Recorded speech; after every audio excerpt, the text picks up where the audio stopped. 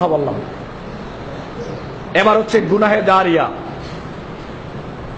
গুনাহে জারিয়া মানে আমি আর আপনি যদি দুনিয়াতে এমন কাজ করে যাই, অন্যায়ের কাজ, পাপের কাজ, যেখানে মানুষ পাপ কাজ করবে, যেখানে মানুষ ইসলামের সীমা লঙ্ঘনের কাজ করবে, যেখানে মানুষ আল্লাহর নাফরমানির মূলক কাজ করবে, এরকম কোন কার্যক্রম অ্যাক্টিভিটিসের যদি আমরা ব্যবস্থা করে যাই, এটা যতদিন চালু থাকবে, আপনি কবরে থেকে কিয়ামত পর্যন্ত যদি এটা চালু থাকে, আপনি কবরে থেকে ওই তাদের সমান গুনাহের ভাগীদার আপনাকেও হতে হবে।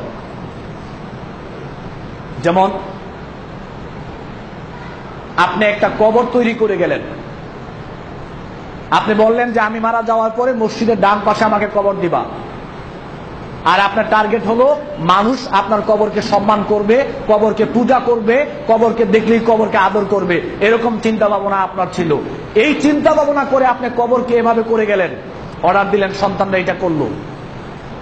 মানুষ যতদিন পর্যন্ত এই কবরের পূজা করবে, যতদিন পর্যন্ত মানুষ কবরকে সম্মান করবে, যতদিন পর্যন্ত মানুষ কবরকে বিউটিফাই করবে, ততদিন পর্যন্ত আপনি কবরের থেকে এদের সমান সমান গুনাহ আপনিও পাবেন। কেন আপনি এটা চালু করে গেলেন? একটা জেনার পার্ক, সারা বাংলাদেশে এখন জেনার পার্কের অভাব নেই। আপনি একটা জেনার পার্ক করলেন, করার পরে আপনি মারা গেলেন, ওই জেনার পার্কে ঢুকতে টিকিট লাগে 100 টাকা। এই পার্কের মধ্যে মানুষ যতজন মানুষ জেনায় লিপ্ত হবে, জেনা করবে, তাদের সমান সমান গুনাহ আপনি প্রতিষ্ঠা করে গেলেন, আপনিও পাবেন। কেন আপনি একটা পাপ কাজ চালু করে গেলেন? অর্থাৎ পাপ না করেই পাপ ইনকাম, পাপ না করেই পাপ ইনকাম। আপনি পাপ করেন নাই, আপনি কোনোদিন পার্কে গিয়ে জানা করেন নাই, আপনি কোনোদিন পার্কে গিয়ে গান বাজনা করেন নাই, শুধু আপনি একটা পার্ক করে দিয়েছেন জানা করার জন্য।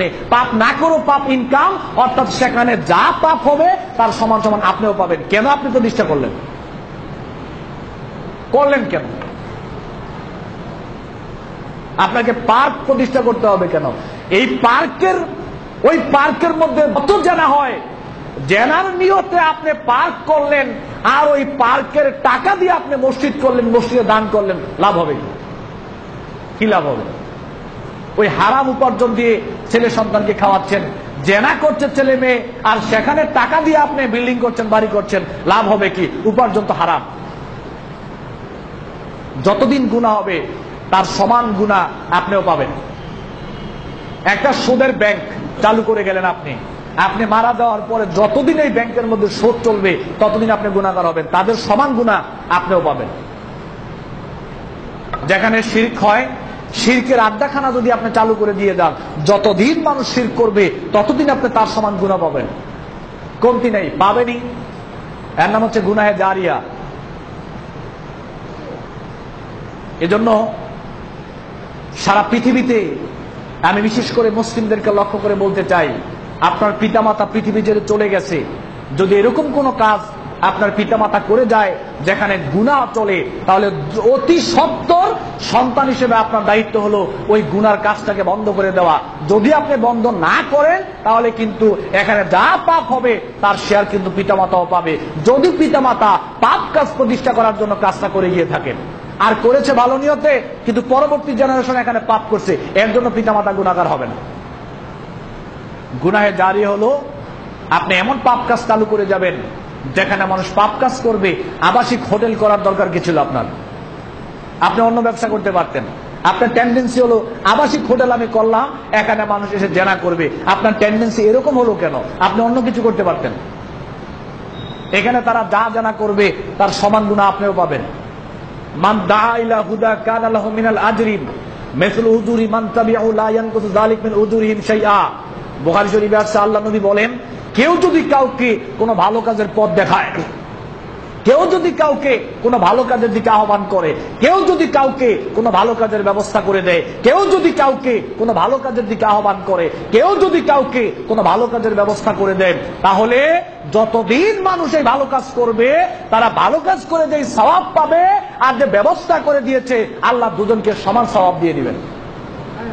এতে করে কারো সওয়াব চুল পরিমাণ কমানো হবে না, ومن ابتدع بدعة ضلالة لا يرضاها الله كان عليه من الإثم لا ينقص ذلك من آثامهم شيئا। আর যদি কেউ কাউকে কোন গোমরাহির দিকে ডাকে, কোন পথ ভ্রষ্টতার দিকে ডাকে, অন্যায়ের দিকে ডাকে, অন্যায়ের যদি কেউ কোনো ব্যবস্থা করে দিয়ে যায়, তাহলে যে অন্যায় করবে, অন্যায় করার পরে সে যে গুনাহ অর্জন করবে তার সমান গুনাহ পাবে ওই ব্যক্তি যেটার ব্যবস্থা করে দিয়ে গেছে। চুল পরিমাণ গুনাহ কারো থেকে কমানো হবে না। সম্মানিত উপস্থিতি, আল্লাহ রাব্বুল আলামিন বলছেন, তাআওয়ানু আলাল বিররি ওয়াত তাকওয়া ওয়ালা তাআওয়ানু আলাল ইসমি ওয়াল উদওয়ান। তোমরা পরস্পর মানুষকে আল্লাহ ভিত্তিক কাজের জন্য সহযোগিতা করো, তোমরা পরস্পর মানুষকে ভালো কাজের জন্য সহযোগিতা করো, তোমরা পরস্পর মানুষকে অন্যায় কাজে সহযোগিতা করবে না, পাপ কাজে সহযোগিতা করবে না, আল্লাহর নাফরমানিমূলক কাজে সহযোগিতা করবে না, আল্লাহর নাফরমানিমূলক কোনো কাজের ব্যবস্থাও তোমরা করে দিবে না। সম্মানিত উপস্থিতি, আজকে বর্তমান সমাজে আপনি বাড়িতে গিয়ে একটু চিন্তা ভাবনা করে দেখবেন যে আপনার পরিবার কোন দিকে যাচ্ছে। আপনি পরিবারে কি সাদকায়ে জারিয়ামূলক কোনো কাজ ব্যবস্থা করে রেখে যেতে পারলেন? আপনার পরিবারে নাকি আপনি গুনাহের জারিয়ামূলক কাজের ব্যবস্থা করে যাচ্ছেন? একটু আপনি চিন্তা করবেন। আজকে আপনার অনেক টাকা আছে, আজকে আপনার অনেক ক্ষমতা আছে, আজকে আপনার অনেক নাম দাম আছে, কিন্তু আপনাকে মরতে হবে, আপনাকে মৃত্যুবরণ করতে হবে, আমাকে মৃত্যুবরণ করতে হবে, আমাকে মরতে হবে। এজন্য আমাদের সবারই উচিত অন্তত পক্ষে দুনিয়াতে কম বেশি আমল, কম বেশি গুনাহ সবারই রয়েছে, কম বেশি পাপ কাজ সবারই রয়েছে। আমাদের সবারই উচিত সাদকায়ে জারিয়ামূলক কাজ জীবিত থাকা অবস্থায় করে যাওয়া যদি আমাদের সুযোগ থাকে।